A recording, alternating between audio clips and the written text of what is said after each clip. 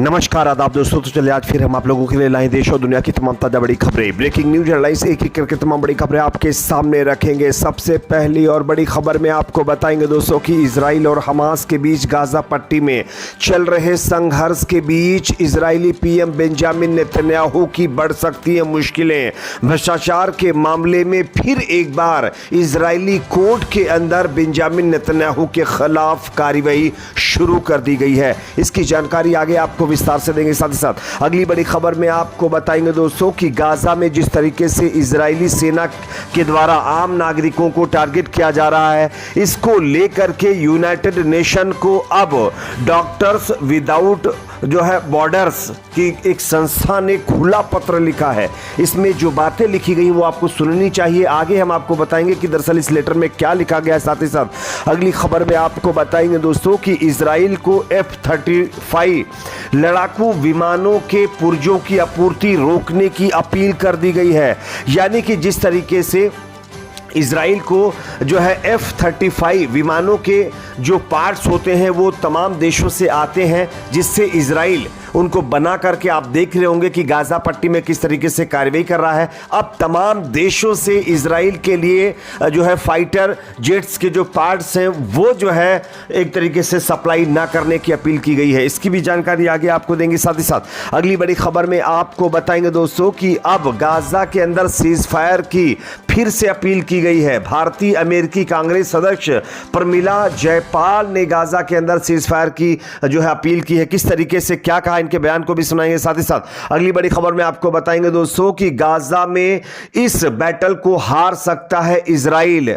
United state के secretary of defence का यह बहुत बड़ा बयान सामने आया है। आगे इनके बयान को भी सुनाएंगे। साथ ही साथ अगली बड़ी खबर में आपको बताएंगे दोस्तों कि मणिपुर के अंदर एक बार फिर जबरदस्त फसाद देखने को मिला है। इसकी भी जानकारी देंगे। साथ ही साथ अगली बड़ी खबर में आपको बताएंगे दोस्तों नफरती बाबा यति नरसिंहानंद सरस्वती को अब Z+ सुरक्षा देने की मांग तेज हो गई है। किस तरीके से, इसकी भी जानकारी देंगे। उससे पहले छोटी सी रिक्वेस्ट करेंगे दोस्तों, अगर आप भी चाहते हैं कि गाजा में तुरंत सीज़फायर होना चाहिए तो कमेंट सेक्शन में अपना फीडबैक जरूर दीजिए। वीडियो को ज्यादा से ज्यादा लाइक करिए, शेयर करिए, चैनल पर नए हैं तो सब्सक्राइब जरूर कर लीजिए। बात करेंगे पहली और बड़ी खबर की। जैसा कि आप जानते हैं गाजा पट्टी में लगभग 60 दिनों का वक्त हो चुका है, लगातार जो संघर्ष है वो जारी है। इसी बीच खबर आ रही कि इजराइल और हमास संघर्ष के बीच इजरायली प्रधानमंत्री बेंजामिन नेतन्याहू की मुश्किलें बढ़ने वाली हैं। दरअसल इजराइल की एक अदालत मंगलवार को प्रधानमंत्री नेतन्याहू के खिलाफ भ्रष्टाचार मामले में सुनवाई फिर से शुरू करेगा।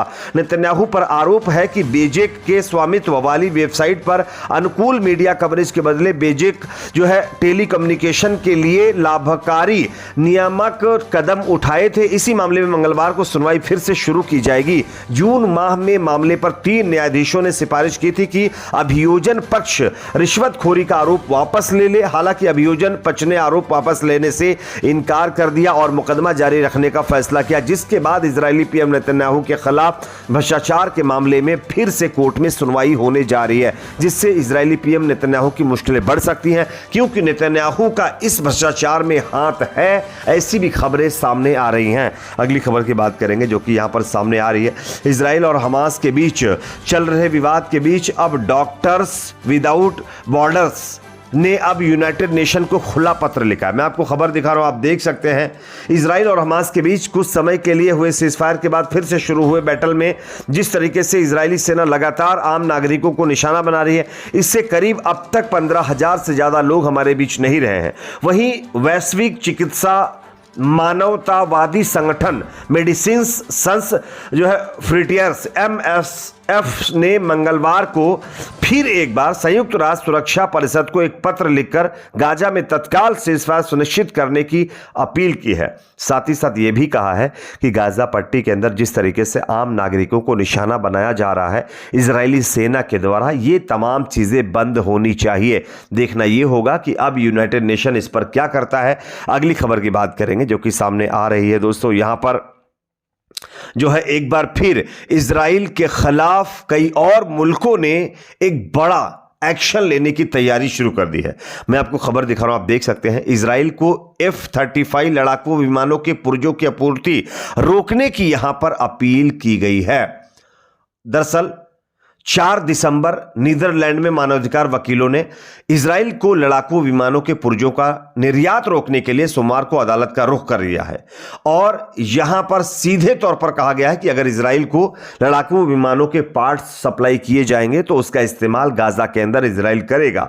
वकीलों ने आरोप लगाया है कि F-35 विमानों के पुर्जों की आपूर्ति भी नीदरलैंड को कथित जो है इस बैटल अपराध में हिस्सेदार बना देगी जो इजराइल हमास के साथ अपनी जो है इस जंग में कर रहा है।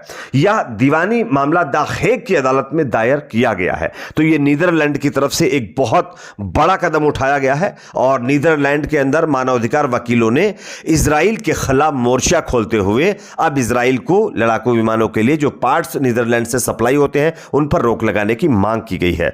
अगली खबर की बात करेंगे जो कि सामने आ रही है। यहां पर भारतीय अमेरिकी कांग्रेस सदस्य प्रमिला जयपाल ने फिर एक बार गाजा के अंदर सीज फायर की अपील की है। मैं आपको खबर दिखा रहा हूं, स्क्रीन पर आप देख सकते हैं। भारतीय अमेरिकी सांसद प्रमिला जयपाल ने गाजा में सीज फायर के लिए अपना आह्वान दोहराया है। दरअसल 7 दिवसीय मानवीय संघर्ष विराम के टूटने के बाद हमास नियंत्रित क्षेत्र में फिर से एक बार बैटल शुरू हो गया है। जयपाल ने रविवार को CNN को बताया, यह तो होना ही है और मुझे लगता है कि यह यथावादी है। उन्होंने कहा, हमारे पास एक स्थायी सीज फायर था और क्या हुआ, हम बड़ी संख्या में बंधकों को रिहा होते देख पाए, हम गाजा में मानवीय सहायता पहुंचाने में सक्षम हुए और मुझे लगता है कि जो होगा उसके लिए दीर्घकालिक योजना अविश्वसनीय रूप से महत्वपूर्ण है। यानी कि अमेरिकी और भारतीय सांसद प्रमिला जयपाल ने एक बार फिर गाजा के अंदर सीज फायर का आह्वान किया है और यह कहा है कि गाजा में आम लोगों का ख्याल रखते हुए सीज फायर होना चाहिए। अगली खबर की बात करेंगे जो कि यहां पर सामने आ रही है। अब अमेरिका के सेक्रेटरी ऑफ डिफेंस की तरफ से बड़ा बयान सामने आया है। इजराइल गाजा के अंदर इस बैटल को हार सकता है। यह जो है United state secretary of defence का बहुत बड़ा बयान सामने आया है। मैं आपको दिखा भी रहा हूं, आप देख सकते हैं यहां पर। और यह बयान अपने आप में इजराइल की चिंता बढ़ा देने वाला है, क्योंकि अगर United state secretary of defence ये कह रहे हैं कि इजराइल को गाजा में रणनीतिक हार का सामना करना पड़ सकता है तो ये अपने आप में दर्शाता है कि इजराइल का हाल गाजा के अंदर क्या हो रहा है। अगली खबर की बात करेंगे जो कि सामने आ रही है मणिपुर से। दोस्तों, मणिपुर में एक बार फिर जबरदस्त तरीके से फसाद देखने को मिला है।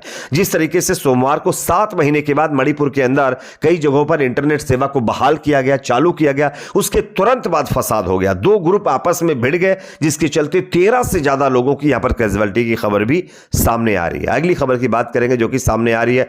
यति नरसिंहानंद सरस्वती, नफरती बाबा जो अपने बयानों को लेकर अक्सर चर्चा में रहता है, इस बाबा ने अब Z+ सुरक्षा अपने लिए मांगी है। अब देखना यह होगा कि योगी सरकार क्या इस बाबा को Z+ सुरक्षा देंगे या नहीं देंगे। वैसे गृह मंत्री आवास तक इन्होंने पद यात्रा करने का ऐलान भी कर दिया है। अगर इनको Z+ सुरक्षा नहीं दी जाती है तो इस पर आपकी अपनी क्या राय कमेंट सेक्शन में जरूर बताइए। वीडियो को ज्यादा से ज्यादा लाइक करिए, शेयर करिए, चैनल पर नहीं तो सब्सक्राइब जरूर कर लीजिए।